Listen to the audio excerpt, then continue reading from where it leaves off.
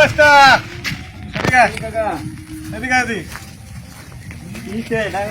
বয় একটু কথাবার্তা কই তুই তো বুড়া টুরা হয়ে গেছিস গা। তোর ভাই কি করে?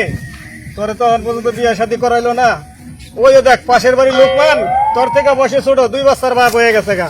আর তোর ভাই এখন পর্যন্ত তোর বিয়েই করাইতে পারলো না। তুই বিয়ে শাদী করতে পারবি না। তুই যেদিন বিয়ে করবি সেদিন আমার এই হাতের তালুতে গাছ জ্বালাইবো। এত বড় কথা কইলেন? আমি আজকে বেলের মধ্যে বিয়া করে আপনার দেখামু। যা তোর কপালে বিয়া নাই। আচ্ছা দেখা পাবনি।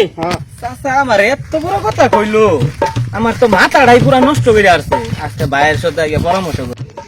ওই রে ভাই গরু ফুট মাঝে। ও ভাই কি কস? এই এদিকে আয়ো, তোমার সাথে কথা আছে। শ্যামা তাই আমরা আজকে আইতাছি খারা গরুটা ফুট মেরেছে। চালু আয়ো।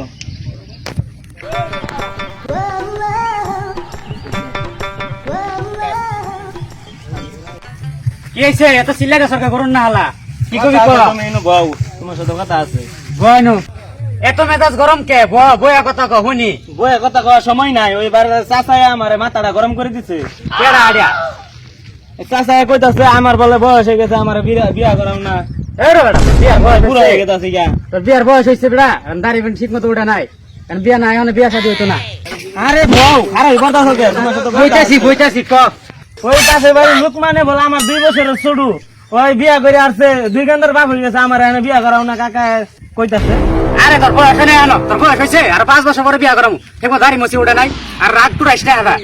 কাজের সময় আছি। তুমি যদি আজকে বেলের ভিতরে বিয়া না করাও, তোমার এই যে বিস্তরটা মাইরা আর বললাম আমার মারিস না।